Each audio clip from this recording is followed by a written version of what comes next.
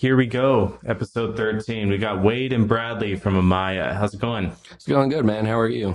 Doing good, man. Dude, I gotta say, I've been excited for this for a long time. Ever since, you wanted us on here, I was like, oh, dude, we're gonna go and make a mess. Oh, yeah, no, this is probably our first podcast, so just bear with us if we're a little chaotic. Yeah, I've never done a podcast before, so I'm really excited for how this is gonna turn No, out. thank you for having us on here, man. Absolutely. I'm excited. Yeah, dude, no problem. I mean, it's exciting for me to get like different musicians and stuff on. I like having people and explaining their stories and experiences. It's pretty fun. Yeah, yeah, always. It's always good to hear new stories and people's backgrounds, where they come from, especially in the music scene, too, because you have so many diverse people coming from different backgrounds. It's always interesting. Yeah, dude, it was when I had Dakota on, he kept talking like, "Oh, dude, you got to get the other guys on. You got to get them get them on your podcast." And he kept trying to call people out, and Oh, yeah. Honestly, all I can remember is butthole moves. I wonder, I still want to get a count of how many times we said the word butthole in that episode. Dude, I might just do that. After this, I might just go home and just make a list, be like, oh, he said it here. Just tally up the 400 times Yeah, he said just butthole. go to your apartment next, and it's all scratched in every wall. Dude, that's just gonna be the conversation of next practice. Be like, Dakota, you said butthole molds at least 1,000 times in that podcast. Like, bro, you got a problem. This isn't band practice. This is intervention. All right, well, that's a great way to start off this podcast. But I wanted to ask you guys about the show that's coming up. I'm scared. You're scared. Yeah, because I mean, it was such like a short notice. Like we were told like a long time ago. It's like Oh, yeah. we've known about it, and but we didn't know if we were gonna get the bill. And it wasn't only until like last Saturday that Dakota got a call from the promoter Yeah, and was like, "Guess what? You guys got the bill." And now we're just all freaking out for the week. yeah. We're all complete mess. Hell, I remember the call because, like I said, I'm because of my work, I'm in a constant state of exhaustion. So Dakota had called me. He's like, "Hey, you want to come out?" I'm like, "No, dude, I'm just gonna stay home and sleep because I got nothing else going and I'm tired." And then we get the excited call, like, "Dude, we got the show," and I was filled with mixed emotions of excitement and nervous because playing with national bands is always it's always kind of nerve wracking, but nice. But it's always such a great experience, and it's always fun to do. So explain to people the show. What are you guys so excited about? So we will be playing next Sunday at the Nile Theater, along with Cal Decap, Last 10 Seconds of Life, Creeping Death, and Extinction AD. So this is going to be a pretty stacked bill, and we're super excited to be on it. It's going to be a grand old time. It's going to be just one big party. It's going to be awesome. Well, if you hear this before February, what, 20th? Yeah, if you hear this before February 20th, come on out. Me and Bradley here, we're going to be throwing down. It would be great to see you guys come out and throw down with us. It's going to be awesome. Hell yeah, let's do it. I'm gonna try to post this episode today, Yeah. as like right after we record it. So hopefully it sounds good and I don't have to do too much editing. But I wanna help all you lip guys. smacks in. All lip smacks. That doesn't take much more than like 5 minutes to get out. It's the reverb of the room. That's what kills me every time. I'm like, how much do I take out before it sounds like robots? You know? This is all this podcast is gonna be, man. It's just burps. Yeah, I got to get some cough buttons. You know. Yeah. Yeah, exactly. Oh, dude, you blew that right in my face. I'm so sorry, dude. I tried to point it away. I really did. Yeah, you pointed it right at me. Thanks. Don't act like you don't love it. I love it a little bit. So when did you guys start AMAYA? When? Yeah, when did you guys Oh start? man, what has Like, it been? Like 3 years now? about Maybe when a little bit more. About when we met, so No. well, the concept of Amaya started back when we met. All right, so this is a funny story actually. So me and him, we work at the same company. His dad actually hired me onto the company we nice. work for. Yeah. So we're both in commercial construction.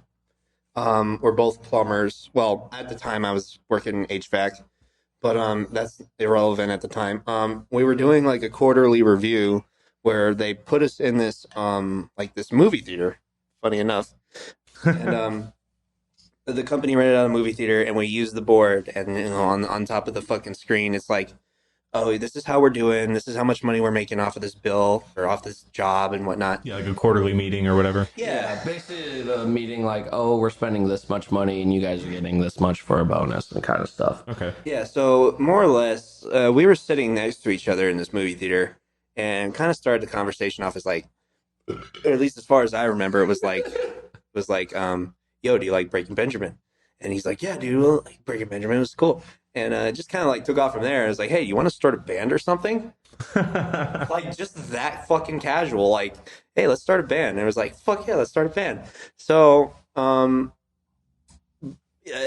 like a couple months later or so, we originally had this band that we were going to start called Mind of a Monster. Yeah, that's And right. Wade got some guys that he knew together, and we all met at a guitar center, hung out for like maybe 2 hours in this guitar center, Yeah. left, and never saw each other again. Yeah. It was just like, oh, this was a great idea. And then after that, um, some of the members didn't contact each other. They just lost touch. One of them tried to run everything, and it was just it was a big snafu, and it didn't work out. And then shortly after that, I was like, you know what? I had this drive to get a project started. I'm not going to stop it. So we hit up one of our old members, and sure as shit, he was like, yeah, let's start a project. I'm like, you know what? I know some people who would still be down to do this. So I hit Brad back up, and I'm like, hey, I got a good group of people. I think we actually can start getting this off. And he was sure as hell down to do it. And So I'm glad that he said yes. So. yeah, it was like at the kind of like near the end of my crass, kind of near the end of my crass, like uh, I was almost done with school. So Okay, what year was this? About. I want to say it was like 2018. 'Cause About that yeah. was the year I attended. It was 2018, and I just got out of class, and he gives me a call, and he says, "Hey, I got some guys to try out for this band." I was like, "Oh shit, I forgot about that." Yeah. Like I forgot about that, and so we all met up at this bar that was right off at Scottsdale Road. I can't remember what it's called, Devil's but it's Advocate. no, it wasn't. No, that was the second time we met. The first time it was this little bar off of Scottsdale Road over by the Dream Palace. It's no longer there anymore. I can't remember the name of it, but Oh yeah. No, I can't remember it either. It was just like it was it was a like super out of the way kind of biker dive bar too, but I can't remember the name yeah, of I it. watched The life I of me. watched my buddies perform there multiple times, painting fences. Shout out, but we all met there, and it was me, Brett, you, and at the time it was Jake Kellum. Yeah. And we made plans to meet again, and we that was when we met at Devil's Advocate. That's when we were like, hey, how are we gonna get a practice space? I mean, I think we ended up checking out the practice space that day, didn't we? It was either that night. It was at the Music Loft off of Scottsdale. Yeah. Didn't we end up practicing that night too, some of the stuff we had, or was it just more checking it out? I don't think it was that night. No, I think it was the following week. But yeah, that same day we were like, where are we going to practice? So we started looking up places and we went to Music Loft. And barely a week later, we started practicing out riffs that Brett was writing originally. And sure as shit, we all really meshed and we started making music from there. Nice, that's cool. And it was sort of a different feel for me because I came from the rock and roll background, so writing music was a bit different. But even back then, it was never my cup of tea. It was something like, oh, I can do this, but it wasn't really more what I was feeling. So, and even when we started Mind of a Monster, we were aiming more for a Breaking Benjamin style sound. And now, as you can see, we have a metalcore band, and it was like, oh, this is something I've been wanting to do. So I'd give it a shot. And I fell right into it. I'm like, you know what? I feel more comfortable with this. My skills feel like they're expanding. And Brad is, I love you, dude. Him as a bassist and another vocalist, his skills has just excelled my expectations. I was like, dude, this dude, I had no idea what he was capable of bringing him in. And this dude is he's amazing. Like Brad is probably one of the better bassists and vocalists I've met in the scene. So he's awesome. Well, thank you, dude. I appreciate that. Yeah. That's awesome, dude. I could see you guys like on stage live, and I can see, I can tell you guys you're not just doing this for, to work, to be musicians and just play the music. Like you Yeah. guys are real close, and you do this because because you guys are actually friends and you know each other so well. Like the way you guys act on stage and stuff, it really shows. Oh, Oh yeah. absolutely. You can Like tell this you guys is have a lot of history. yeah, this is absolutely a dream come true playing with these guys. Um yeah, I absolutely love playing music with these guys. If I could do it for a lifestyle, hell yeah, that's exactly what I would quit my job for this. Oh, absolutely. But yeah, for me, it's all about the music. I want to, make at least my bass lines like, super unique, not just playing the root notes all the time. Yeah. I want to have fun with it, and that's my biggest reason that I'm here. Nice. So you guys have just been released. You just released something recently, right? Yeah, we actually just dropped our newest single, Breathe In. It's on all platforms. We dropped it on Spotify, it's on YouTube, Apple Music, and sorry about that. We just recently dropped that, and so far all the reviews we've gotten on it was pretty surprising because when we dropped it, we were all thinking like, oh crap, we've been out of it for a while, so we were all kind of nervous how we were going to feel when we dropped it, and so far all the reviews we've gotten are great. Well, how'd you record it? So we were in the recording process for our songs for a long time. Originally, we went through our now guitarist Alex, and the stuff happened with that. But then we went through Tim Franzwick of the old band The World to Come, and he's running his own recording business called Towergate Studios. So he was wanting to work with us for a while, and he was like, "Hey, dude, you guys sound amazing. Like, I want to work with you guys." And I was like, "Yeah, no, of course."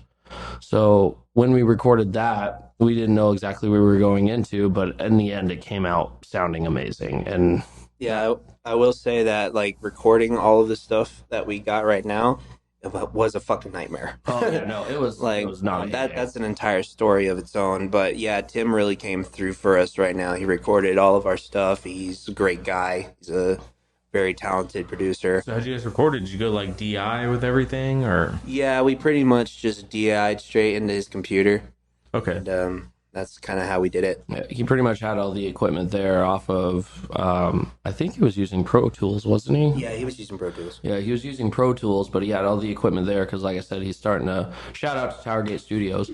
But yeah, he was doing it all right there in his studio, and he did an amazing job with everything. And especially for me as a vocalist, "Breathe In" is one of our tracks that I actually do throw a lot of emotion into, and it was one of those songs, and I'm pretty sure you remember, Brad. I brought it to the band's attention, my intentions behind the song, and I was like, this is how I want to roll with it. This is what's behind the lyrics, and everyone was like, okay, that's great. And I actually do a high pitched scream right in the breakdown, and that was something I was like, you know what? I'm gonna throw this in here. I don't know how it's gonna sound, but we're gonna see how it goes. And everyone's heads, I remember, like I was lightheaded because it was the first time I ever did Yeah, this. after he did it, we got the defibrillator out, revived you. Oh, shut up. But no, I could just like in my peripheral see everybody's heads turn, and Brad is just sitting there like, dude, what the hell? I'm like sitting there like, huh?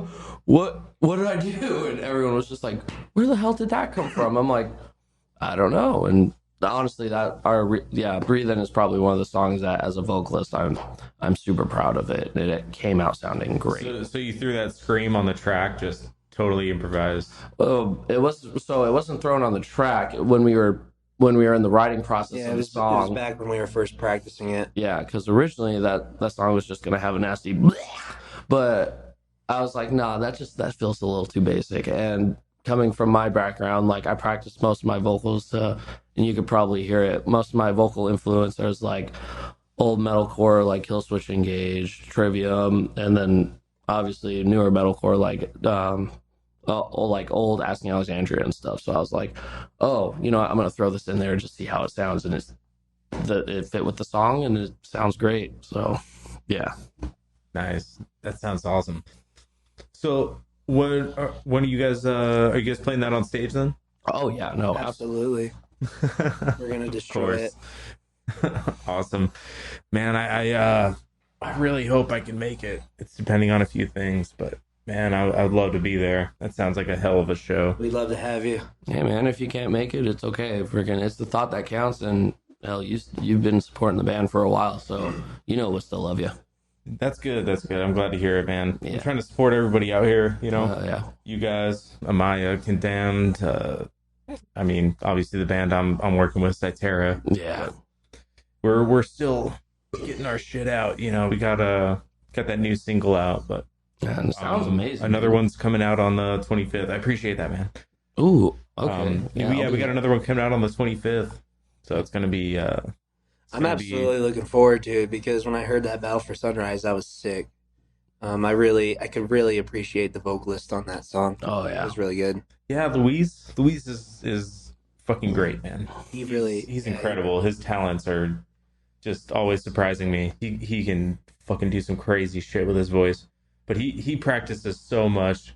I respect him so much for that. He fucking works on it so hard. hmm Like, Yeah. god damn, dude. I don't know how many hours he spends singing, but you can tell it's a lot. Absolutely. I could tell just from your intro, dude. Oh yeah, dude. He does a great job on the intro too, for sure. Beyond sound. Yeah, that last note, he holds that shit out so long.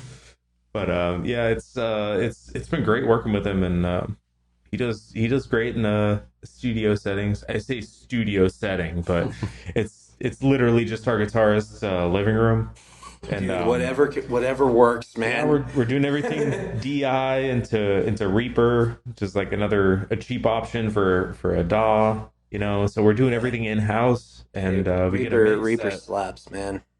yeah, Reaper does man, slap. it does everything you can want it to, and honestly, it's one of the only options right there right now that can do surround sound mixing. Mhm. So Oh, you hell can yeah.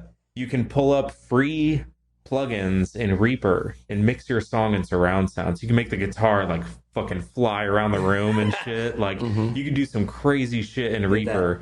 Get that And- Alex Lifeson fix. Yeah, dude. Yeah, if anybody's looking into doing some cool like mixing and shit, Reaper's a good option. They have a lot of experimental stuff you can look at. It's pretty cool. Oh, yeah. Hell yeah. I was thinking about trying to mix one of the Cytera songs in ambisonic audio, which is like it's a decoder that like it pretty much simulates you being in a room. So it can Oh. simulate you being in a room like this. You can like, you know, describe what the room is supposed to be like, and Okay. it makes it sound like, That room. you know, if you're sitting in the corner, you can make it sound like you're sitting in the corner of that room. Or like if you're sitting in the center and the guitar is in the corner or in the other Oh. corner. Okay, Like that's it's actually pretty yeah, sick. Yeah, it it's actually- absolutely crazy what it's- we can do with technology it now. simulates all the echoes of all the corners, and it literally like you have to be wearing earbuds or earphones Yeah. or headphones. You can't do it with speakers because it like, you know, the sound waves don't bounce right. Right. So if you're wearing earbuds, it can simulate a room around you. It's the craziest shit in the world, dude. It's like VR but for your ears. That's Hell sick. yeah. Fucking nuts. That That's sounds sick. awesome. But I was thinking about pulling a Cytera song into Reaper and trying to get it like the guitar like flying around and like Luis's vocals like right in your face and they like fly Oh. away or something, you know. Ooh. It'd be so crazy. Yeah. That would be sick. That would be awesome. Yeah. Yeah, Reaper's powerful. Any of you amateur musicians out there looking to practice with a DAW, that's a good one. Absolutely. Yeah, hell yeah. So you guys just working on AMAYA? You doing any personal stuff? So, for a while, I was trying to start some side little deathcore projects because over the past year, so obviously my vocals stem from a metalcore background, but I've also been super lately. My influences have stemmed out from metalcore back into rock and roll, but mostly into deathcore. So I was trying to start a deathcore project for a while, and that it's still a work in progress, but that's pretty much what I'm doing. And then, oh, What's it actually, called? here's one that I did, and Brad was there for it. So I was actually working with a band based in New Mexico called Thornside, and they posted a new single, but they were like, hey, we'll do a symbiotic promotion where you promote our single and we'll promote you guys if you do a cover of the single. I was like, yeah, okay, I'll give it a shot. And me never doing deathcore vocals before, I was like, you know what, lately I've been listening to a lot of Within Destruction, Slaughter to Prevail, and my personal favorite, Brand of Sacrifice. So I just threw my vocals on there, not knowing what I was going into. I listened to the track. I'm like, you know what? I grabbed Alex. I'm like, hey, can you help me record this and just try to get it out there? He's like, yeah, sure. We're still going to release it, But even when we were in the recording process, there was so much stank face going on. I'm just like, where the hell is this all coming from? This doesn't even sound like me. This sounds amazing. So hopefully sooner or later, and we're gonna post it on the band page again. Shout out to Thornside. We'll be posting of their a cover of their recent single. So is it just a vocal cover, or is it the whole band No, doing a cover? it's just strictly a vocal cover. Oh, So, okay. yeah, they're doing it with a bunch of other vocalists from last I heard too. So hopefully once things get going again and we have some free time, we'll get it posted out there. Nice. Yeah. That sounds cool as hell, man. Are there any other collaborations going on? Nope, I pretty much just stay at home, play video games, and eat potato chips. That's about it, dude. I'm glad you're honest about it. Yeah, nothing for me right now, dude. Work kicks my ass so hard, dude. I just come home and I fall asleep. You gotta make money, man. I Yeah. feel that. I'm in the same boat, man. I gotta make money as much as I can. Absolutely. Well, hell, well, you know my schedule. Working right now, so I'm working in the hospital, and right now I'm working hours from I'm working 4:10s, 8 p.m. till Give me 1 second. yeah, of course. All right. You good? Yeah. All right. So I'm working 4:10s, and I'm working from 8 p.m. till 6 a.m. in the morning. And usually during normal day hours, like, and Brad can attest to this, working 10s is no problem. You come home tired, but that's just because you worked a little extra. It's nice having that Friday off. Yeah, no, working at night is a completely different animal. Like I go into work and like and I know Brad does the same because we've done it together. Sometimes I'll need to set my mindset for work, so I'll just sit in the car and listen to just music that just gets my mind going. I have been listening to so many brutal breakdowns lately just to get myself in the mindset and ready to work, just because I'm in a constant state of exhaustion. And just all the guys you can tell are not about being there. They're just like, oh, we want to get the work done and get out. And then when I get home, I do nothing but sleep. And it's tiring. So, but hell, like you said, we got to work and we got to make it happen. So, Yeah. Yeah, dude. When I was doing construction, I used to listen to some really hard music. It wasn't metal at the time. Like I'm still into metal. I always am. I'm always going to be a metalhead. But I was listening to a lot of some EDM called Frenchcore and hardcore. oh, I know what you're talking about. Yeah, dude, this stuff is like, 120 BPM. It's like super heavy fucking bass kick sound, and it just will destroy your speakers if you turn them up too loud, And it's that kind of music where it just rocks your whole car. But it's that kind of shit I would listen to on the way to work. It's just like, okay, gotta fucking get like hyped up, like amped up, ready to go, because otherwise I'm just gonna be an asshole to everybody. Oh, hell yeah. Like this morning, I've been sleeping on this album for a while, but I know Wage War released their Manic album, and I've been sleeping on that album for a while. I was like, I'll just give it a listen later. I listened to it this morning, and the first song on that album, Relapse, like I'm listening to it in the parking lot. I'm just like, holy crap, this slaps hard. And then even the night before that, Brand of Sacrifice released their redo of Lifeblood, but with Will Ramos on it. And Lifeblood, the original recording of Lifeblood sounded amazing, especially Kyle's vocals are great. But then they add Will Ramos on that, and dude, it just becomes unnaturally disgusting. Like listening to Will Ramos just piggies on there, it's just like, oh my god. Like I'm sitting there and I'm just like, dude, I'm grabbing my chest. I have so bad stank face. I'm like, oh my god. I may need a shower or an acid bath when I get home. This is disgusting. This is great. Yeah. For me, I just I listen to like Rush songs because they're so long, and I've listened to them so much that it just feels like 3 minutes to me. So I'll listen to the entirety of 2112, and I'm like, oh, good, 1/3 of an hour just went by. Good. I'm making progress in the day, But me, I grew up on a bunch of old stuff with my dad, and I listen to like Rush being my number one like all time inspiration for playing music. Hell yeah. And I listen to like Motley Crue. I was actually listening to fucking some Dr. Dre and Tupac today. Oh fuck yeah, dude. Yeah, like just working and shit. So, just killing it, the grind. Oh hell yeah. Yeah, so I love just about everything. I love everything, dude. Like old rock, this metalcore, the shit that he listens to, Yeah, that shit. EDM, Yeah. that shit, our shit, Well, hell, you the got me shit in. we make. Oh yeah. Well, hell, you got me into Sarah, and I would have never known about them until you showed me, and I was like, holy hell. And lo-fi.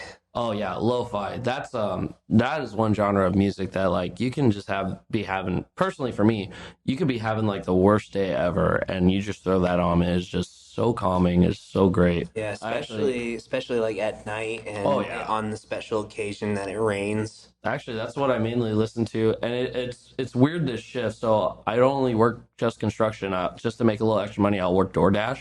But during the day, when the sun's still up, I'll listen to lo-fi just because we got hectic drivers out there and it's everywhere. But just lo-fi sets you in that mood. You're like, okay, you know what? Everything's going great. Everything's fine. You know, I'm not gonna kill my coworkers tomorrow. And then the second the sun goes down, it's breakdown of sanity and brand of sacrifice. I'm like, okay, this is how it's going tonight.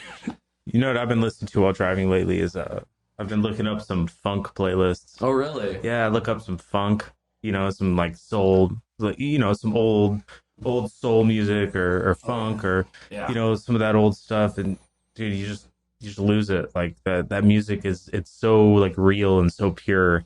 Like Yeah, you just absolutely. fucking fall into it, and like the other cars on the road don't matter at that point. Yeah. I feel like at one point it's going to be dangerous, but forget somebody's on your left or whatever. Fuck Oh, you, yeah. lady. I'm listening to Stadium Arcadium. All right. Okay, I'm talking about like Rick James. Yeah. Oh, hell yeah. Stevie Wonder. But yeah, no, I mean like Stadium Arcadium. I like that album. That album's all right. I like the albums before it. Hell, even Everything before that's better, in my opinion. hell, even Dakota got me on when we went on his bachelor trip. He was playing a bunch of like 80s synthwave music. Oh god. And I never thought in my life I'd ever be into that. But His fucking bachelor party, dude. There's dude, some good yeah. There's some good synthwave stuff out there. Oh yeah, like I said, I'll throw when I'm bored on a dash, I'll just throw on whatever music I can find. I was like, you know what? Dakota sent me this playlist. I'm gonna listen to it. How many just real quick, how many podcasts have you had that talked about Dakota's bachelor party? Well, it was Kyler and Oh, good Dakota lord. and Alex. Yeah. So 3? Well, Four? we're about to make it 4. If you yeah. include this one, it's Yeah. 4. Yeah, we'll get to that later. Oh man, that was a fucking crazy ass trip. Yeah. But yeah, I threw that on my dash and I was like, you know what? It's right there with lo-fi. It's calming, but it also throws some like a little bit of kick into your drive. And I was like, hell yeah. This music actually is kind of good. I like it. Yeah, I was listening to for a while I was into chiptune. It's like I like some chiptune. 8-bit Hell sounds yeah. Oh, where okay. it's like there's a lot of what's weird is a lot of it is like it has like the funk kind of melodies to it. Mm-hmm. So there's a lot of lead in those 8-bit kind of sounds that sound like, Super Nintendo songs. Oh yeah. You Okay. should if you like EDM, you should definitely check out Nitro Fun and Nano B. Okay. Yeah, sure, absolutely. man. If you like that 8-bit video game sound, check those two out. They're really good. I think Yeah. you've shown me Nano Beat before, haven't you? Maybe. That sounds familiar. It does sound oddly I know familiar. Dub Mood comes up a lot. Yeah. So I'm sure you've heard that name if you're into it. Yeah. He's like the leader right now. But a lot of the Frenchcore I've been listening to is like some super heavier artists, Really?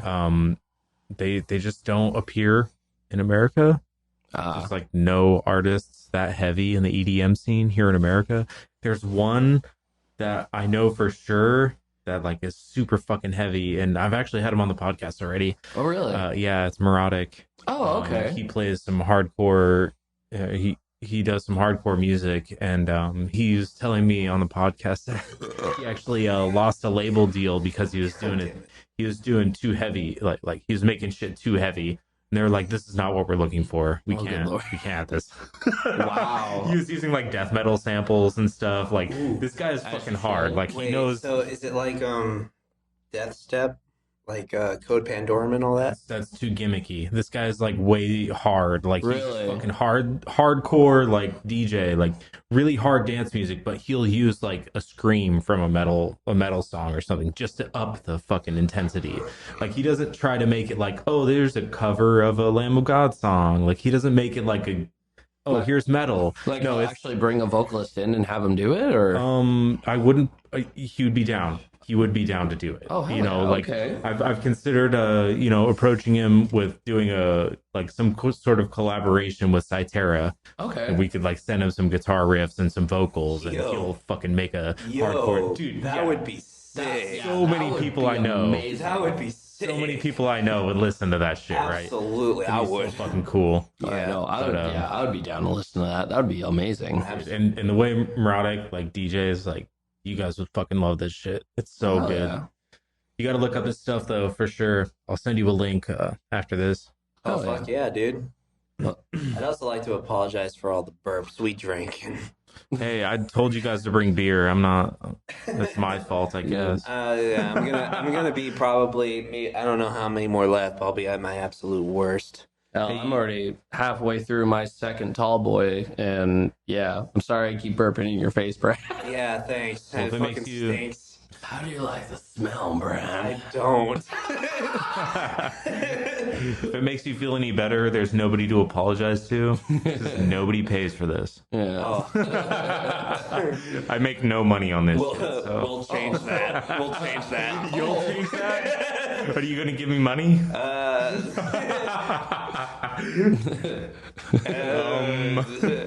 We'll help in a different way. I don't care. This is all for fun, man. Absolutely, I'm having a blast. If I take my shirt off, will that help in any way? Ooh, Not until we me. start doing video. Ooh. Maybe next time. that would help me. Okay.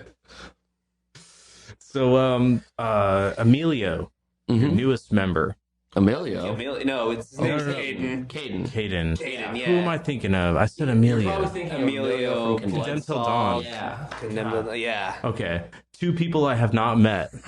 I need to meet both Yo, of them. yeah, you should definitely get Emilio on here though. I'll get Emilio on here, and but that's from eventually- Condemned Till Dawn. And eventually, Caden. Oh yeah, Caden's gonna be on here for sure. Yeah. Caden from AMAYA. Yeah. Yes, Caden. He is our new drummer, and poor soul. This show that's coming up is his first ever show. And apparently he's stoked because the last 10 Seconds of Life is one of his all-time favorite bands. So he is Oh just like, shit! yeah, he's like, why didn't you guys tell me they're on the bill? And we're like, dude, Yeah, like, we you know. posted the flyer to you. How did you not see it? You know, he's Read. Yeah. he's all caps reacting Nice. to it. So it's just like it's his first show ever, and he's playing with one of his favorite bands ever, and cattle decapitation. Whoa, wait! This is the first show Yeah, with this is AMAYA. no, Well, it's or that ever? in but general. ever. He's never been on stage. No. What the Yeah. fuck? I even Yeah. told him because like our first show, my first show too, was with local bands, and now he's playing his first show with all nationals.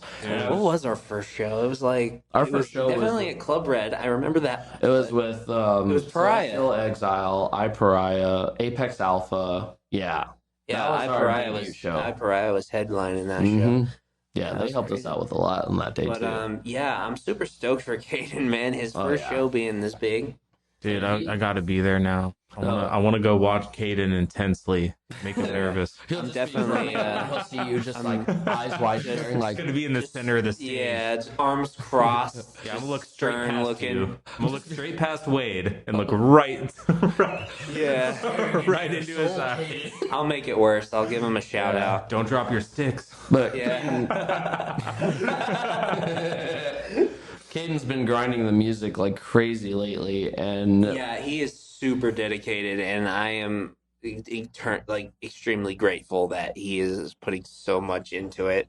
You know, he stays there practically all day playing drums and learning the set, and I'm just so happy that we found it's somebody good. that's extremely It's exciting to find somebody that's dedicated to do something. Like no matter what it is, like if they're doing something and they're dedicated to it, it's like exciting to hear about it. oh You yeah, know, so like even listening to you talking about Caden, how he's dedicated to drums, I'm like, hell yeah. fuck yeah, fun, somebody else who wants to make something. That's good. Absolutely. So Caden is actually new to the Arizona metal scene because he actually came from New Mexico recently. And Oh, nice. fun fact is actually we were considering him for a while because AMAYA's just gone through drummers. Oh, hold on, just 1 second. Yeah. Let's take a quick break. We'll come back and talk all about how Caden started in New Mexico. All right, 1 sec. Yeah. All right, that was about 1 second. We're gonna talk about Caden. All right. So as we were saying, Don't even get me started. yeah, don't even get me started, boy. No. So fun fact is Caden is actually my cousin. And for a while, AMAYA was recommending him for a while because AMAYA's just gone through drummers in the past few years like crazy. We've had an extremely bad drummer problem. Yeah. So I got Spinal word from Tap. him because we're cousins through marriage. But he hit me up. He's like, "Hey, I'm moving to the Valley," and I knew he had a musical background that he played drums. And I was like, "Hey, my band's looking for a drummer. Do you wanna come play drums for us?" And he was like, "Yeah, no, of course, I'll give it a try." And dude, he meshed with everybody on that first trial. He meshed with everyone. He played the songs almost perfectly. Yeah, I was getting that from Dakota. He was telling me about how he just fucking fit in right away. Oh yeah. It's like awesome, his dude. That sounds cool. His attitude was spot on, and he fitted in with the band. Obviously, like learning the songs, he did really good the first time that we. Mm-hmm. Obviously, you can't expect a drummer to learn, know everything right off the bat. But like for him, it was really good. Yeah. So we're like, all right, hey, so let's come in again, and we'll see where you're at in the next couple weeks. Yeah. And he's absolutely been killing it. Yeah, and everything he did, I tried to go in again because he's family. I tried to go into it in an unbiased manner, but everything he did, grinding the songs and even just playing the way he did, he's done an absolutely outstanding job as a drummer, and we're eternally grateful for what he's done for AMAYA and as our drummer. Man, you guys are really selling this ticket. I really want to go. Oh, man. Yeah, it's gonna be a killer show. Oh yeah, it's gonna be great. Yeah, nerves are still a little racked, but no, we'll kill it. We'll do our job. We'll do our best, and honestly, I know we're gonna do a great job of the show. What are you guys worried about? I think Be honest. What are you guys worried about, man? I don't want my voice to crack. Oh, okay. Yeah, obviously that's an issue. Dude, I'm a front man, and that's the fucking I think it's just like, well, playing with national bands is always, for me, it's always kind of nerve wracking because it's like, oh, these guys have been known for forever, and most of the people going to the show are going to see them, and then there's just AMAYA, the local band, going up, and they're like, oh, people who haven't heard of AMAYA, they're like, oh, it's just a local band. What are we going to expect? That's not what people think. Oh, When I go to a live show, like I'm not a musician, I'm not in a band. Like I manage a band. I'm part of a project. Yeah. But I'm not on the stage. I've never been on stage. I don't know what that's like. Mm-hmm. When I go to a show, I've been to plenty of shows before I even started in a band. So when I go to a show, I look at the local bands and I'm like, okay, what does this guy sound like? And I sit there and I'm like, okay, try to erase all the judgments, try to erase everything I have in my mind. Like, what do these guys sound like? And that's like a double-edged sword, because a lot of people who go there, they want to scout out the local bands. Yeah, they exactly. want to see who's got the new talent, and they want to see like who can play well with what they've got. Yeah. If somebody's like a brand new band and they sound fucking crazy, that's impressive. Yeah. If somebody's been doing it for a long fucking time, they sound exactly the same. Like, you figure that out. Yeah. But like when I go to and I hear a new band I've never heard before, right, at a local show, and they blow me away, like I'll remember that. Yeah. If they make mistakes, like I can tell that they're mistakes, and I can tell that maybe it wasn't their best performance. Yeah, Maybe it exactly. wasn't. Maybe they just like, oh, they missed a note. I can tell. Whatever. It's good. So those little tiny mistakes, that's not what it's about. Like if you go in with a good headspace and you go in and you fucking enjoy yourself and you love the show and you're having fun and it's a great time, like you can miss every other note and nobody would give a shit. Like if you guys are on the stage bringing the energy, that's all it takes. Well, I mean, I don't know about missing every other note, but I mean, like an example, it's an exaggeration. it's all about the atmosphere, man. You gotta have a good time. I Yeah, mean, of course. hell, our first national show was with War of Ages and Convictions, and Brad can attest to this. We were both just nervous. Our nerves were racked, and we were just like, "Oh my god, like we're playing our first national show. What are we gonna Well, do?" to be fair, I get nervous before every show. Oh yeah, but like now it's dumbed down because I'm like, we're playing with the national act. Yeah, it's still a little nerve wracking, but honestly, I know we'll kill it because a lot of people that are going have heard us before. They know what we're about, and then some of the people coming, they haven't heard us before. Oh, so full of yourself. Oh. But not even full of myself. It's just like I know what we can put out. I know what we're about, and I know they'll like our music. So, and hell, even after that first national show, the vocalist of Convictions, Mike, I've stayed in touch with him after the show because after our set, again, I was completely nervous. Like, oh, how did we do? Like, what do these guys think of us? Convictions was hyping us up the day after, and I'm just like, what did we even do? Like, we're just this little local band out of Arizona, and sure as shit, like through the years, I've kept in touch with them, just shooting jokes back and forth with them, and yeah. So going into this show, I got the mindset, you know what, we're gonna kill it. Still a little nervous, but once I get on stage, like once I get in my mindset, it's all out the door, and we'll just kill it. Yeah, man, and like any suggestion I could have, like from doing this, or I could give from doing this podcast, is just throw that hook out there for a network. Yeah. You say you've been talking with a member from one of the other bands, like you know, throw any hooks you can out there and Oh yeah. talk to as many people as you can, and just get in contact with them because you never know whose brain you can pick and Exactly. figure out like what you're doing right and what you're doing wrong, and you just it helps to have a network for sure. Oh yeah. And I feel like as a band, like as a local band, you get an opportunity to be on a bill with a national band. Oh yeah. Definitely take the time and try to figure out what they're doing right. Oh yeah. For sure. It's always fun to talk to people who've been successful and like, hey man, how did you do it?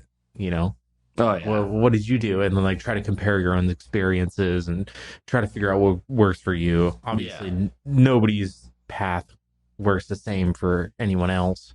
Oh yeah. You always make your own path, but it's fun to pick people's brains for sure.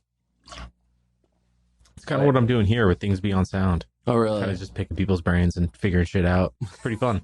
Oh hell yeah, dude. Yeah, man, I Pick love my learning. brain all you want, dude. Yeah, dude, it's fun. It's fun learning. You graduated from Crass, so we kind of have the same experiences. We could like bounce things off of each other and stuff like that. That's pretty cool. Absolutely, I can tell you all the scary things that happened.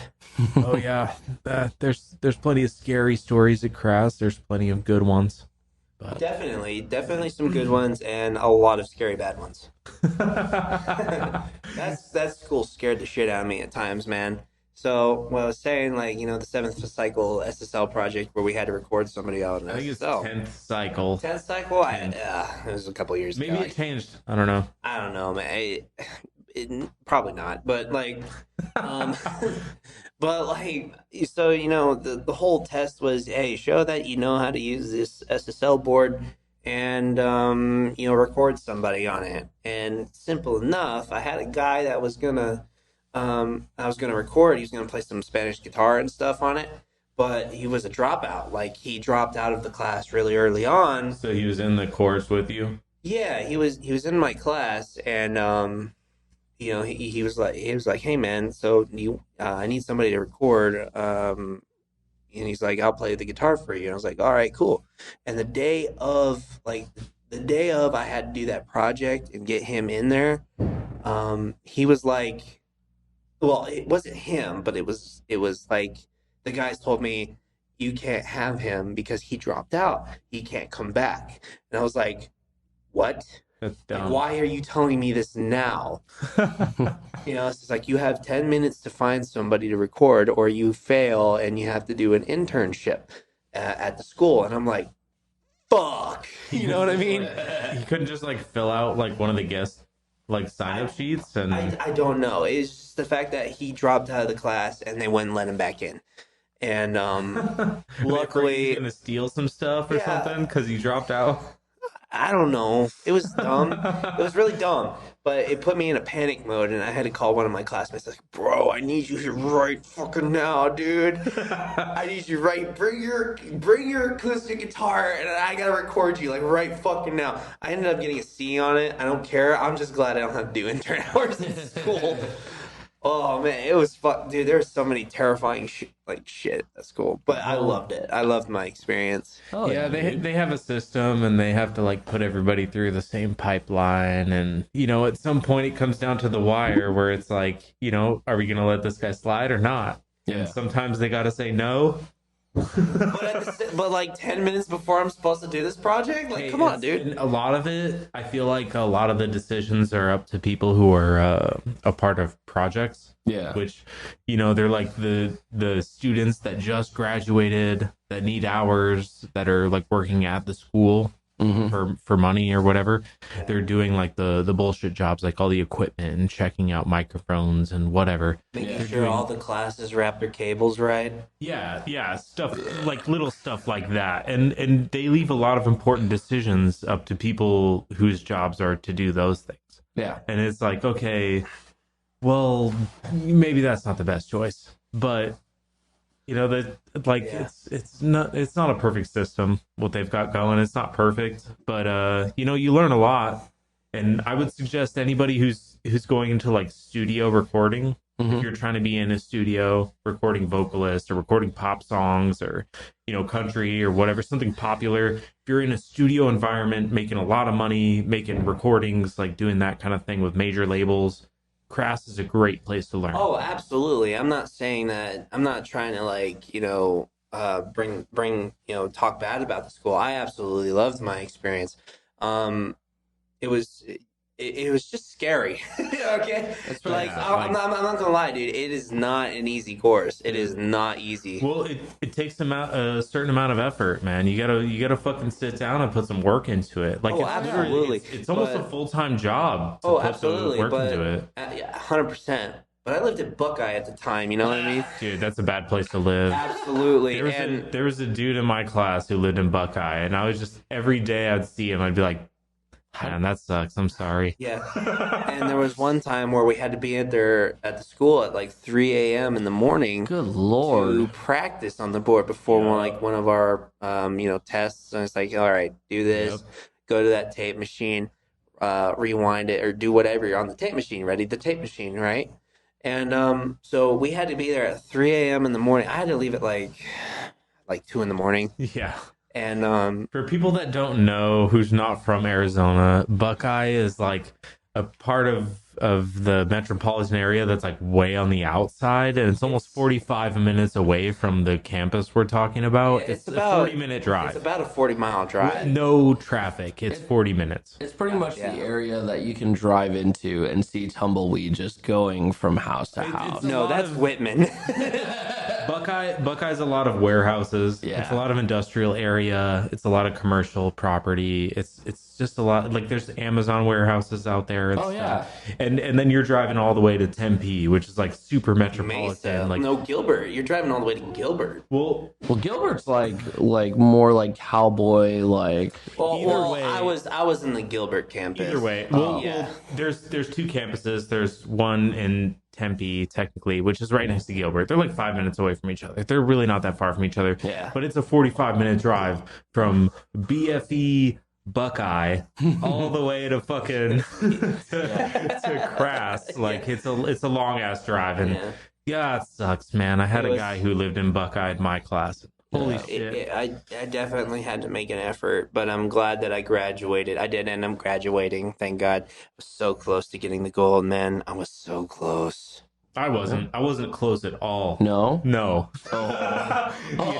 The attendance requirements for like being a gold or whatever, or getting like the special achievement, like dude, I was Yeah. late way too many times. Oh, Like jeez. I had to drive too many times, and there's honestly, since COVID started, they added a lot of Zoom classes to the curriculum. Oh, okay. So a lot of that was Zoom classes, and a lot of it was on-site classes. So it was like half and half, and it made the schedule so fucking confusing.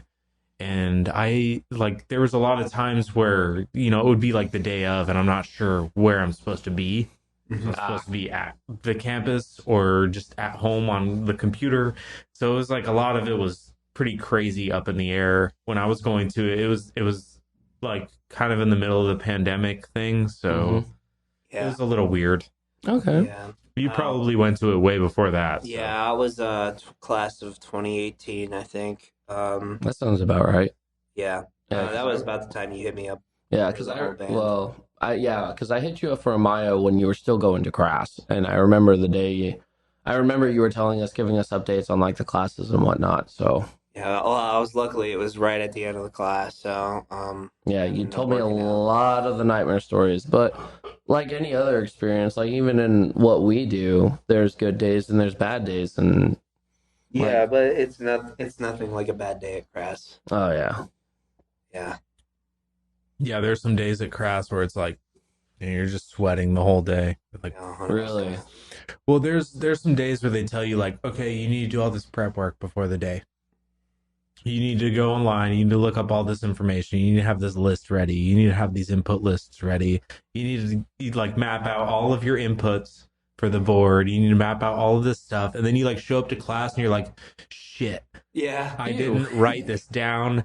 And then you're like looking at the other dudes like, did you write this down? And they're like shaking their heads. You're like, oh no. And the Yeah. instructor comes in and they're like, Lord, so we're gonna have to patch all these inputs. We're gonna have to make all these inputs hit the speakers. So go ahead, let's go, let's get to it. And everyone's looking at each other like, Shit. So it's like there's a lot of days where the instructors are just like, are you fucking kidding me? Yeah, no. So It's like, to get another point of view, the instructors are not like your everyday normal teachers. These teachers would be like, "Are you fucking kidding me?" They were pretty like strict about it, I or think that they got a talking to from Did when they? you went to from when I went to, like they changed a little because I think I know somebody who went to Cross in like 2015 or so, 2015 or 16, and he was giving me a bunch of horror stories like that where the instructors are like super strict and like absolutely fucking assholes and Yeah. everything. When And when I went, they were super when strict. I went, they would like I remember comments from multiple instructors saying like, "Man, back in the day, you guys would have been oof." Like, so I Yeah. think they changed their style to be a little more nice, a little more like friendly. Yeah, I bet they're all Because- biting their lips right now, bro. Yeah, dude, I'm sure they are because there's a lot of the dudes who I see that were teaching in classes who are like, this would not have flown back in the day. Dude, that's okay. Yeah, like, all right, sure. okay. But let me show you how to do it. yeah, so maybe when I went, it was a little different than when you went. But Yeah, no, they were definitely a lot more harsh. Okay. yeah, for sure. But It was definitely a course, that's for sure. All right. it's cool though. It's a good experience. You learn a lot. Absolutely. Oh yeah. But if you're trying to go for like live sound, which is what I was doing, I was trying to go to Crass so I could learn how to like mix live music Mm-hmm. and like do concerts and like walk in with my band and be like, hey, I'm the sound guy. QLab. Let me check out your board and I'll mix my own band. Thank you very much.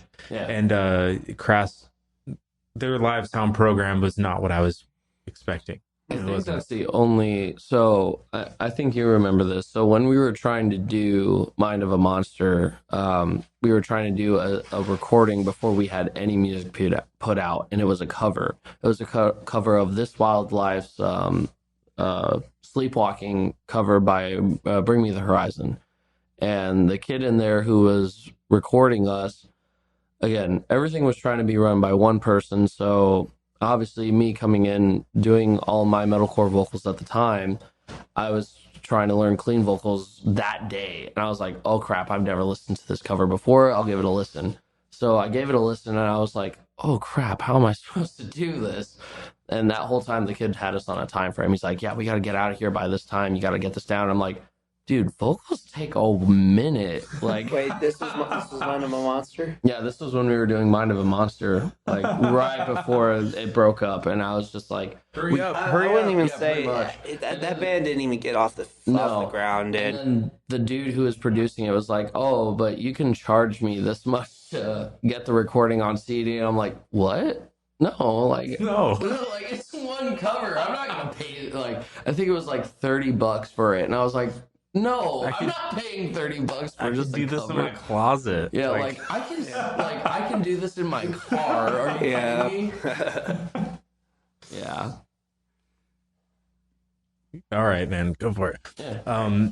So I mean, what other covers have you done? Like, have you done work on other covers and stuff, or? So, other than the cover with Thornside I've told you about, not currently. Like, there have been talks in the works with a few buddies of mine, and like us as AMAYA, we're thinking of doing a few covers for our future shows coming up in April. And one of them I will say is Metallica. I'm not gonna say which one it is, but it's a little different for me because I grew up listening to Metallica, and I honestly never saw myself singing the lyrics of this song. But Dude, Metallica was my favorite band for like the first 18 years of my life. no shit. Yeah, dude. I Yeah. love that band so much. But other than that, another cover Dakota actually brought to my attention because another funny story about Dakota is we went to high school together. But Oh, back yeah. in the day, we were just acquaintances and we would talk shit to each other. Not in a malicious way, but that's how we would just talk to each other. Sure. So when we were starting AMAYA, Brett hit us up. We're like, "How's this guitarist?" He's like, "Oh yeah, he's right on par with me." And then I get a private message saying, "Wait, he says he knows you," and I'm like, "Oh crap!" You know, high school days. Who's this dude that I probably talk shit about, or he talks shit about me, and I see his name pop up. I'm like, Yeah. "Oh no shit!" Like he's actually a friend. And it's funny, man, how you can know this guy from high school, and then just through the experience of the band, this dude's become like a brother to me. But we were talking recently about a cover we want to try out going forward, like, you know, trying to like set the mood for further shows. And the cover we want to try is a Kill Switch Engage cover back when they had Howard in the band. And I was like, dude, that was the reason I started metalcore vocals in the first place. So I would be more than down to do that. Nice. And we That brought sounds it cool. to the band, and Brad was down because we showed him the song. He's like, "Oh hell yeah, we can totally do that." And I'm like, "You sure?" He's like, "Yeah, no, of course." So this cover I'm super stoked about. The Metallica cover is gonna be smack on once we learn it. Yeah. So other than that, that's all the covers we got planned so far, and there'll probably be more in the future if Do a Battle for Sunrise cover. Oh God. Oh. Bet. Okay. Yeah, that would be sick. That would be a sick ass cover. That would definitely get the local scene eyebrows raised. Oh, absolutely. Everyone in the Yeah. local scene in AZ would be like, "What the fuck? A cover, a Maybe- local band maybe- covering a local band? What the fuck?" Yeah. What is this? What is Sometime down the line, yeah, maybe. Yeah, I mean, shit, dude. Everything we do like nowadays is in house. Oh yeah. Like, so I keep thinking, like, if everybody has in-home equipment, why the fuck are there not more collaborations? Yeah, exactly. You know what I mean? Like, Yeah. even I'm thinking, like, okay, like Neurotic, that hardcore DJ I was talking about earlier. Oh, we got some collabs coming up. Oh yeah. So in our EP again, so we do actually on our EP we have two featured vocalists. So sorry about that. So we do have actually two featured vocalists on our EP coming up. On one of our songs, we have old vocalist of The World to Come and guitarist for Deviator, Zach Ziegelman. He's doing vocals on our track called Twisted Memories.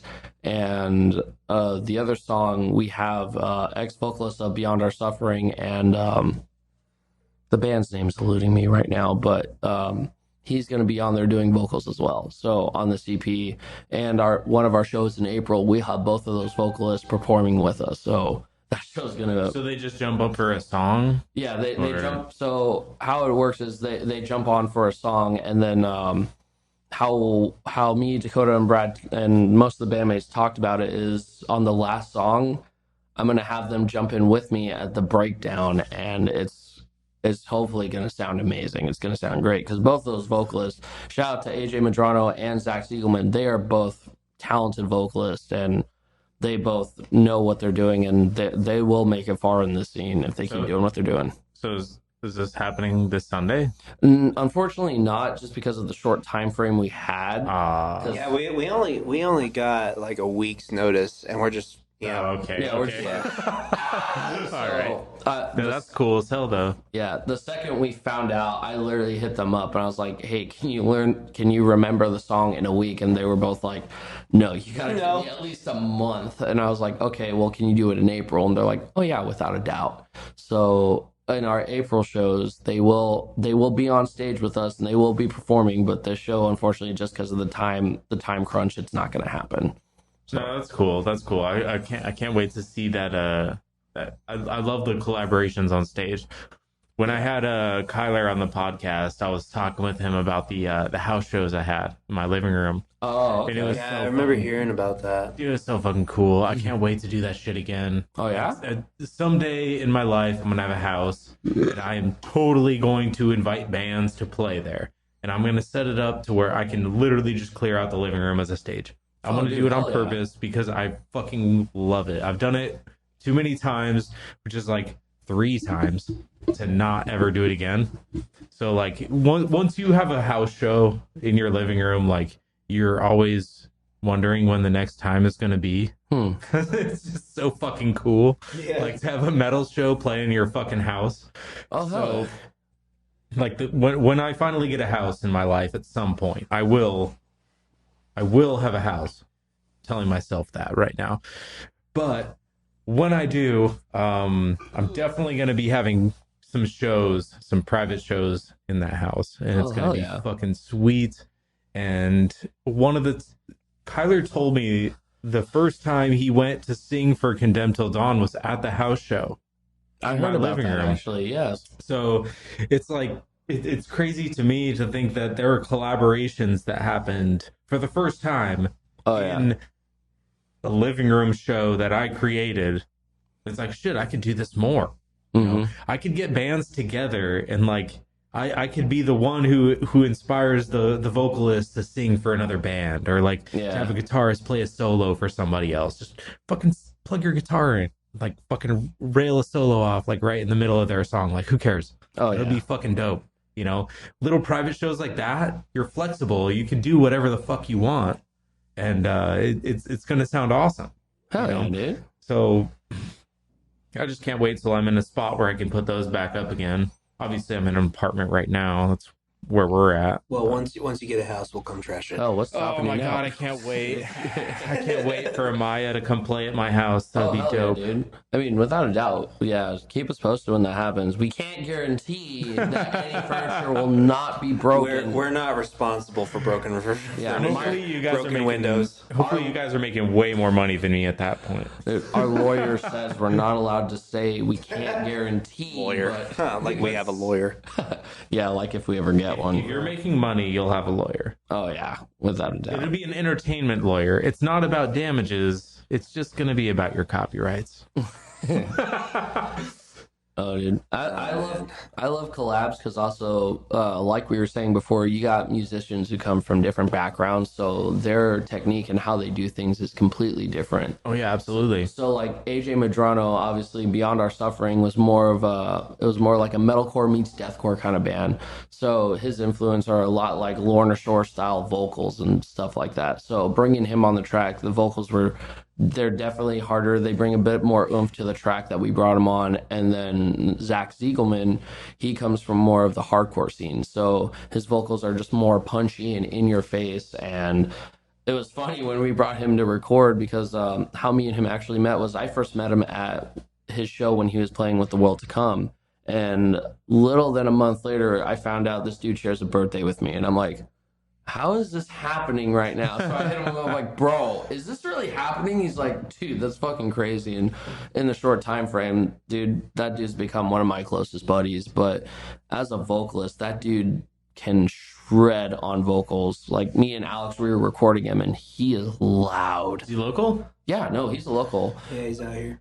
He's actually currently the guitarist for a local band called Deviator that's trying to. Also, they're sick. We went yeah, and saw them no, live they in the are- underground. They're good. Yeah, and it was one of their first times playing, but they shredded that stage. It was amazing. Yeah, it was Dude, pretty good. this show right here that we're doing is all about like, you know, connecting the community and yeah. getting people like into it. So like if you got underground bands or bands that play underground rather. Mm-hmm. If you got bands that want to fucking be out here and make an appearance and make a scene, man, this is the place to do it. Oh hell yeah! Like, So with them Come coming on up, out. What is? especially with Deviator coming, being up and coming, like I would definitely like recommend them to anybody because that show me and Brad went to, they killed it. Yeah, they were really good. Especially like I've only ever heard Zach as a vocalist, so to see him shred on guitar, and we talked about it like vaguely previously, but no, he killed it on guitar. That whole band, even their vocalist, just absolutely did a fantastic job on set. So I would recommend them to anybody who's interested in like metalcore meets like post-hardcore. It's great. Like they were amazing. nice, dude. Yeah. Yeah, man, I can't wait to like help connect this community together. No, absolutely, A man. lot of metal bands here in Arizona, and like none of them really. I feel like none of them talk to each other. Yeah. You know, there's a lot of people who like make a band and they're like, okay, we got to do this in our own tiny little 4-person circle. Yeah. And then like there's so many like little bands that don't know each other in Arizona. Mm-hmm. It's like, god damn, like I feel like I could help everybody Oh yeah, like, man. connect and be like, Bring come on, everyone let's together. work together and let's fucking make this shit work. Similar. man. In this time of need, we Right. need unity. Yeah. And the fact that everybody records in their own house, like it still surprises me to this day that nobody's doing like more collaborations. Oh yeah. You know, like you fucking every metal album could have like a single song that says featuring blah blah blah from whatever band. Yeah. Mhm. You know, it's like everybody records in their own house. So like, why not? Why not? Yeah. Yeah, exactly. You know, it's all artwork. Mm-hmm. But I can't wait to make that shit happen because I have plans to bring people together for that kind of stuff. I'm doing it with a podcast and just sharing stories and whatnot, but I want to make it more like I'm connecting people in a musical sense Hell yeah. where people are actually like sharing ideas musically. Yeah. Actually, now that I'm thinking about it again, another collab I completely spaced on that I'm doing, and it's just real quick. Yeah, go for it. I'm doing a collab with my buddy Shane Griffin, ex guitarist for The Will to Come. He's doing like a rap meets hardcore band called Warning Shot, and their vocalist Christian, his name, he goes by Metrics, absolutely talented vocalist. His vocals are more inspired from like Fire from the Gods and stuff like that. But he actually asked me, he was like, "Hey, can you teach me like the methods or techniques of screaming?"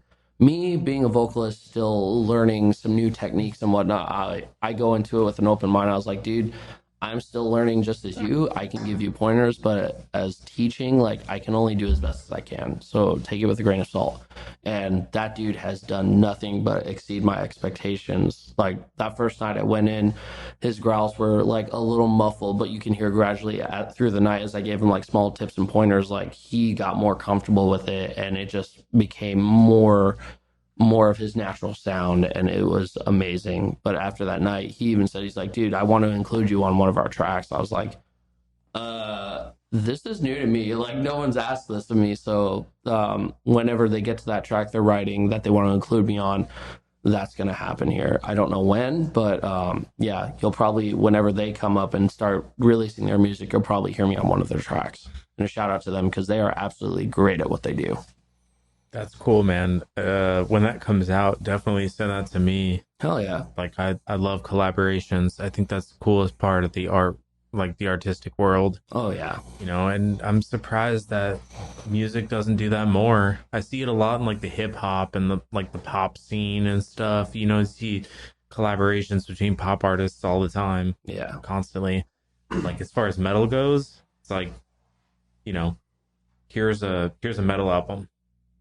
Pretty Like much. that's the band. It's It's like We're there's- still relatively early, so I assume we'll probably get a lot more into that. mm-hmm. Oh yeah, I mean it comes with the age that we're in right now as far as how Oh, yeah. music is right now. It's moving towards more collaboration, Yeah. really. like- And I see a lot more of collaboration, just not in the metal scene specifically. and it's becoming more like the more the metal scene grows, because like a few years ago, and this is just me. The metal scene was kind of like small and a little bit isolated, but through the years, it seems like it's expanded, and through collaborations, it Definitely seems is. like it's been more connected. Like obviously, like I was talking a few minutes ago, you got Brand of Sacrifice doing a collab with Royal Ramos on a redo of their track, and then as of a few weeks ago, I found out Crown the Empire did. They had Courtney LaPlante from Spirit Box go on their track, and that was amazing. So it's becoming more of a thing, and it's great because then you're not only promoting the other person's band, but you're bringing in different styles from different backgrounds and just making a complete new song or a complete new sound to a track, and you're just like, wow, I never thought this track could go this route, and it ends up being amazing. Yeah, man, it's pretty crazy how the vision can like morph. You know, the vision almost evolves when you Yeah. involve other artistic views. It kind of like morphs into something like either more or it gets muddled. Oh yeah. One or the other. Either the new ideas are kind of just averaging it out, or Hmm. they're like accentuating the peaks of what makes it good. Yeah. You know, so not every collaboration might be the perfect pair, Yeah, but when you when it's a you double-edged sword on yeah, that. yeah, Yeah. when you meet up with somebody who like understands your inspiration and really gets into what makes you fucking perform your best, Yeah. like I feel like those peaks can really fucking build on each other and make something crazy good. Yeah. And it's weird to me how many people are not looking for that. There's a lot of people who are like, this is my art and I have to make myself shine. And it's like, Unfortunately, I know a couple people that are like that. well, Same. I'm not Yeah. gonna say Same. names, but I've worked with a yeah, I mean, couple, one particular person that Yeah. has You been and I like that. both. Yeah. Yeah. Oh, I know him too. Yeah. Um, like just from my background in being in projects, because obviously Mind of a Monster was my first project. There were other metalcore projects before that, and just me coming up like if you're gonna be like kind of isolated and be like, yeah, this is my craft, this is my art, I want it to sound like this. That's great, but how far is it really gonna get you?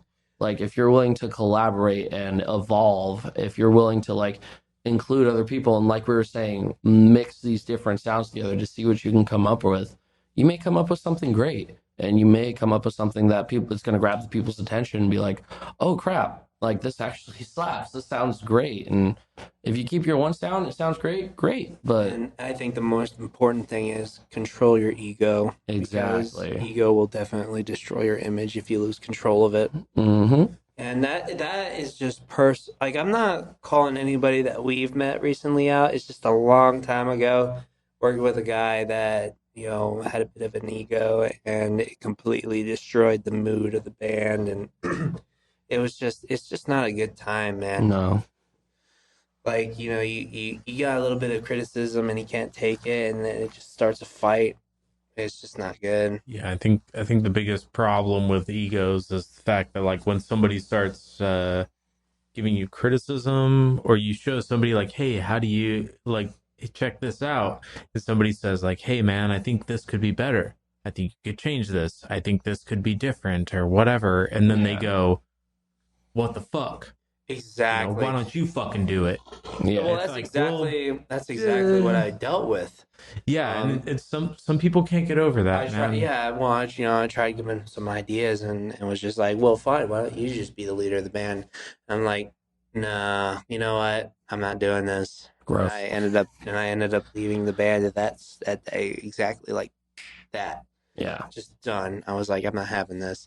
Well, it just kills the mood. It doesn't make it fun anymore. No, it really doesn't, and it's super unfortunate. There's you know situations like that. Yeah. Because even like when we invited Zach and AJ on our tracks, like I made it up front. I was like, look, like I wrote the lyrics, but if you want to change them, if you want to do whatever you need to do to get your flow going, to bring your own specific uniqueness to it, go for it. I'm all about it. But I know there are some people that are just like, no, I want it this way and it's gonna be that way. It just for me it kills the mood, man. And I'm just like, you gotta have fun with it. There's gotta be like I understand if you need it to sound this way, but if it's gonna be to the point where the other person collabing can't have fun with it and they're just kind of going through the motions, it just kills the mood, man. And it's unfortunate, but sometimes it's like that. Yeah, yeah, I know what you mean. And sometimes people can get such a like they get so determined to make something exactly how they imagined it, Yeah. and they won't budge on like a different creative aspect, even if it does, whether it accelerates or doesn't accelerate, Mhm. the product in the end, Yeah. either it's going to make it better or not.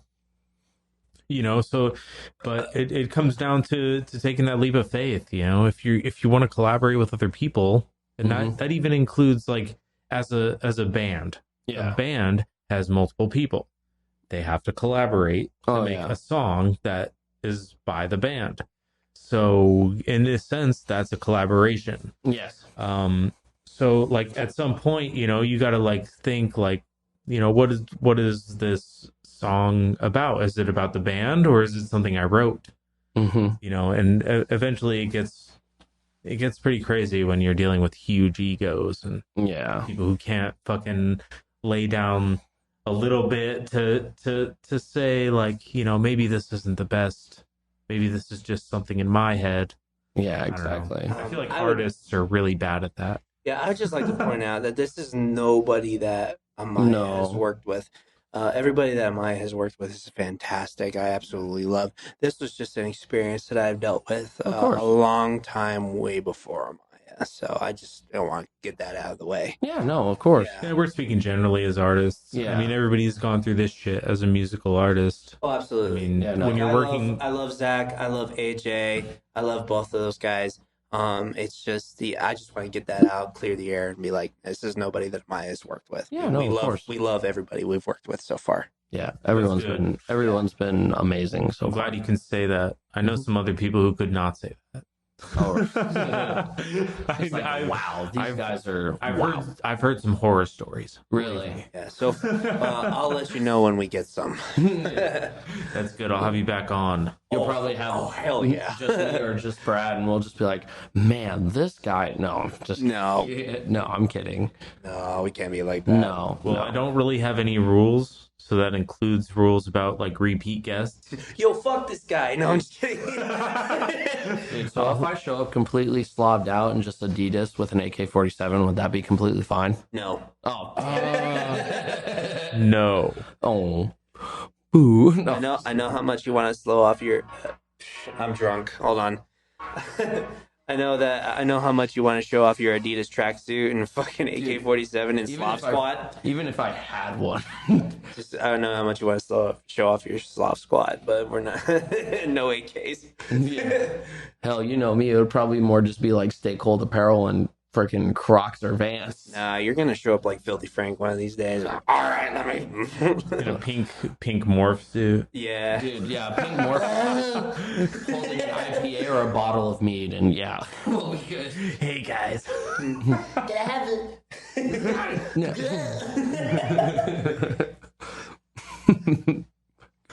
So you guys, I just wanted to ask, you guys got any plans after this show? Is there anything big coming up after the show, or is this like Oh no, definitely. We got a couple shows coming up. I think one of them was in Tucson. Mm-hmm. Yeah. The date on that still to be announced, and Yeah, we got a couple of them. There's Yeah. one in Tucson, and then the other one. which is April 29th. I well believe. that's Yeah. show dates. People can look those up. Oh yeah. What's going on musically? You guys do So- anything cool musically? So musically wise, we got our EP now. We got it recorded, and we're slowly going to release the singles of that in the next few months. Hopefully, leading up to We got a pretty sick idea for one of our songs, No Hesitation. yeah. Where we're probably gonna, at the end of the day, someone's house is gonna be trashed. Oh, for a music video? Yeah. All right. Yeah, we were originally thinking of like doing like a house show style music video, but the start would be all of the bandmates standing outside the front with a beer in hand, like King of the Hill, and someone would just walk up and be like, "Hey, aren't you guys AMAYA?" We'd be like, "Yup." No, I think it was more. It's just we're all standing out there like, Oh yup, yeah. yup, yup, and then like And then we're just like, oh, are we hey, supposed to play who a wants? show? Just be like, hey, anyone want to throw a rager? And we just be like, "Yep," down the beers, and then Yeah, and then it just immediately cuts to and the then it would music just video. cut to the show immediately. But That's the idea. We don't know how it's gonna come out Yeah. yet, but that's the idea. yeah, I think it's changed a bit just because like we've seen a lot of bands lately doing that, so it may just change from like us doing that to just being in like the back alleys of Phoenix and something like that. But I really like the no, vibe. dude, use a house. Use a house. Use a I house. really like the idea of the King of the Hill, just everybody like Oh. cracking open a beer and just be like, hey, who wants to throw a rager? And be like, yeah. Oh yeah, without a doubt, that's gonna be a thing. Dude, I like that the house that I threw the house show on. Mhm. It was my grandparents' house, but my brother bought it. Mhm. So the house is still in the family. If you guys need to shoot a music video there, Oh, Oh, shit! like, Here we I go. could talk to Chris, my Okay. brother, and maybe we could work something out. I gotta talk to him and figure it out. But if it takes work, that's fine. We just gotta get some extra hands to make the work happen. Okay. But if you guys want to do it, I mean, it's a brick house, so you can make as much noise as you want. We could literally House.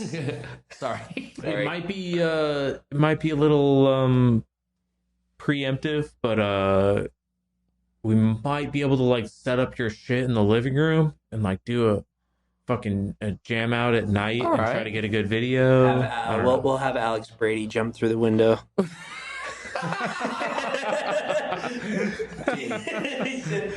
Oh man, I love that guy. Oh no, he is something else. That is for sure. Love the dude. Yeah, dude, he'll be there.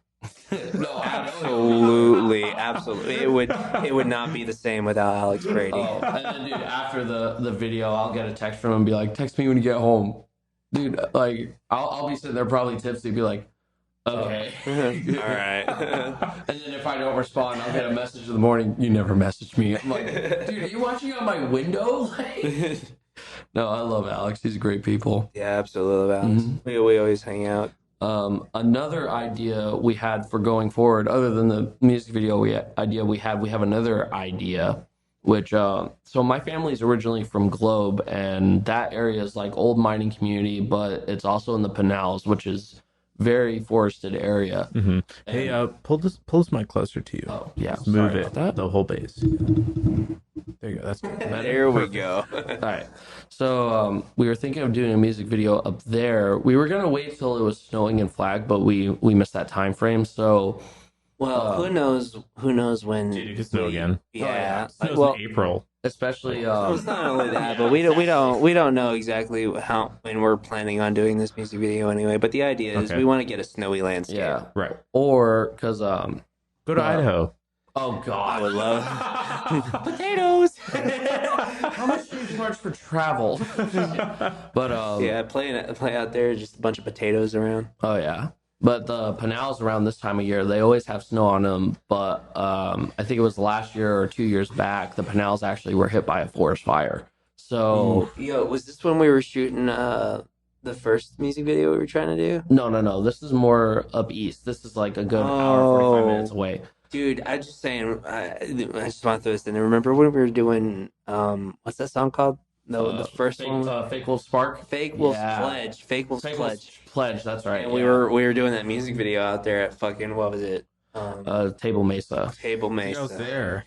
Yeah, you Yeah, were there. yeah, I That's know right. you were there. I had an afro when I was doing that. Oh, dude, that was a glorious Right. dude. Afro. That afro was Beautiful. amazing. Absolutely Yeah, absolutely. beautiful. Yeah, it was But, ridiculous. I was trying to get it as long as it is Yeah. now. I remember the first. I remember the first day that we were out there. There was a giant forest fire, and the guys, the Oh yeah, we had to. authorities came out there to evacuate us. It's like there's a forest fire coming this way. It's like Sick. And we were all saying like, oh, what if we just run into the forest fire and do the music video there? Can we? And everyone was like, nope, that's a bad idea. Get the shot. Where's the forest? Yeah. Table right. Mesa has no forest. Okay, to be fair, yeah, forest fire. It's not a forest fire, but it was fire out there. It was a controlled burn, I think. Was it? Yeah, No, I I think don't so. remember if it was a controlled burn or not. But, They just told us to get the hell out of there. Yeah. Well, I don't know what they would be burning. Fucking trash. I don't know either, but Trash It's covered in like, trash. like bullets. I don't know. It's all shooting and trash, dude. Exactly. People just shoot their old dishwashers out there and shit. just the thought that'd be kind of sick in a That music would be video cool. and like a fire's in the background. It'd be kind of cool, but make at it the happen. same time, it's like, yeah, we can make it happen. Yeah. Possible. Yeah, But, yeah, Dakota, all you guys get ready. We're gonna shoot a music video Yeah. in the fire. But so I went up to Globe with my grandparents, and I was like, hey, I need to scout out this spot for a music video. So we went further up into the Pinals, which, like I said, was hit by a forest fire. So you got all of this desolated terrain with just burnt trees and everything, and it gave off such cool vibes. Yeah, it sounds cool. So if we don't have the snow background, we'll probably have that. But the further you get into the Pinals, it gets more foresty and like more secluded. And there's this spot that, and if you remember the picture, it's a creek bed, but it's completely covered by forestation, and there's constantly just a constant flow of leaves just coming over the area. Nice. And I was thinking we do that or the snow background because the track, a lot of the inspiration. Well, if we can get the snow, that would No, be the the snow. ideal. We definitely need to have a video with snow in it. But a lot of the inspiration when I write my music, like it usually is inspired by how I'm feeling or what I'm doing at the time, mixed with like what I'm either. A lot of it's nerd influenced, so either what I'm playing, what I'm listening to music wise, or what I'm like super into at the time. And when I wrote the song Twisted Memories, I was going through a lot of grief with like family loss and just loss of like just a bad relationship at the time, and I was playing a lot of Silent Hill 2. So I brought up the idea of like a snow. Brad brought up the idea of a snow video, and just the pictures I took from Globe with the desolated terrain and stuff. I was like, this might actually fit, especially like a video like that. It would be so killer and so cool to shoot in that kind of style. So yeah, that's definitely in the works for the future. Hopefully, That's just some ideas we got. Yeah. Yeah, and then another thing we got planned is a lyric video through Stefan Poff of iPariah, because he's doing lyric videos on the side, it sounds like. So we'll have a lyric video, a music video here within the next year. We'll be dropping our EP hopefully this year or even at the start of next. And after that, we already have some new tracks that we've written that we're hopefully going to try and get out here soon. Yeah. But yeah, we're still going, we're still kicking, and we're still writing new music. Hopefully, we got this new track going out by April, because I definitely want to play that during the April shows. Which one? I'll let you know later. What is it? The one of the two that I know, or? Yeah, it's one of the two that you know. Oh, okay. The one I wrote, Your Baby, or the one I wrote lyrics for? No, the one you wrote lyrics for. Oh, all right. That's right. We'll keep that on the download for now. Keeping secrets. I'm trying my hardest. Yeah, me too. That's all right. Honestly, me and Brad can't whisper to each other like, "Hey, Brad." I need that cough button. Ooh, man. I like to whisper too, but sometimes I don't know what to say, so I just say. Hey, we really need that meme soundboard right now. Absolutely. I just need a beep. Need an R2D2 scream, just wow. It'd be better than a beep. for Oh, sure. good lord, yeah. Get some R2D2 sounds on here. Yeah. Well, it was great having you guys on, talking about your band, Mm-hmm. and I'm excited to hear what else you guys got coming up for sure. Oh, absolutely. I want to make it to this show Sunday. Really do. Hell yeah, dude. It sounds so great. Yeah, if you come out, it would be great, but Caden's first fucking time. oh man. It's unreal. I feel like he's probably losing. I know he was losing his shit. Oh yeah, dude. No, he was losing it, but he's handling it very well. So he'll kill it. He'll do an amazing job. Yeah, he'll definitely do his best. I know him. Especially since we invested in in-ear monitors. Holy hell. Yeah. Yeah. So you guys got in-ears now? Yeah. We use those live? that's the plan. Like we tried him for the first time. All of them. Again, I was out of commission. He was passed out on the floor. Hungover. So, but they all tried it, and again, my only contribution to that practice was I could listen to it and just like tell them how it sounded. The tightness and the difference in our sound just through the inners. Holy hell! No lag. Like No so lag, what kind of inners are you using? I'd have to pull it up for you. I don't know off the top of my head. You don't know the brand? Are they sure or? And let me. I'd have to give me a minute here. Show me the brand, dude. I want to know. But no, just in that small practice alone, that like we went from being just a little sloppy and a little lagged to immensely tight, just like that. And I was again, I couldn't contribute vocals because I'm hung over on the floor, just sitting there like, I'm hating life right now. Everyone's hungover once in a while. Oh yeah, This fucking guy. Okay. This fucking guy. I mean, you're right. Well, It's taking me a while. find it. What kind of inners you got? Hold on, give me a minute here. There's a lot of fucking shit in this chat. All right, a lot of garbage. Wait, are you going through the actual band chat to find them? Yeah, that's where Oh, he good like, lord. that's where he posted it. Man. There's a search button. You can Oh like yeah, search for just look up a phrases. keyword. Yeah. In Instead ear of monitor. scrolling through mountains and mountains of just memes and just shit to scar you in your everyday life. Like give me again. It's all right. Yeah, it's okay. Yeah. If you can't find it, it's whatever. All right. And your monitors, they make a difference. Oh They- yeah, they no, do. without a doubt. How much you guys pay for them? How much I know when I paid like $290 for him. For a full set? For the whole band? Yeah, for 4-pack. Okay. Yeah, that's the information I was trying to get. Oh, If there's a new band and you guys want in-ear monitors, it'll make all the difference. I know that for a fact. Just going to school about it. I know that in-ear monitors are going to be easier for musicians. If you guys want them, save up some money. Yeah. Absolutely, I recommend 100%. Like I'll definitely give him a try at this next practice, but personally, like even listening to him just as a vocalist standpoint, I'll go off of what the guitarist is doing, or I'll go off of what the drummer is doing. So, Well, as a vocalist, you're like the last step, so you don't give a fuck. I'm the person that is just I'm just like, hey, I'm here. Yeah, as long as they're playing well, you can say. Yeah, exactly. The in-ears are for the guys with the instruments. Pretty much. Yeah. I'm here for the guys that are actually important, and I'm just here for the dank memes. That's it. Drummers first, Oh yeah. then bass, Yeah. Then bass. Yeah. Then then guitars, everything else. And then the just vocalist is just everything else. yeah. All right, guys. Well, it's a good podcast. I'm glad I had you guys on. It was a good time. Yeah, no, Dude, I had a lot of fun, honestly. If we could do this again, that'd be sick. Oh, We yeah. will definitely do this again. No, again, thank you for having us, man. This was an ecstatic time. It was awesome. It was fun. Yeah, sure, dude. If you guys got anybody you want to recommend, just hit them up. Tell them to hit me up. Oh hell Or yeah. tell me to hit them up. One That's or the his other. spiel. Okay, I'm a shut-in. Yeah, no, I will definitely. Keep playing bass. Yeah, I'll definitely send something. I'm working on it. All right, guys. Good having you on. All right, man. It was a pleasure. Yeah, thanks for having us.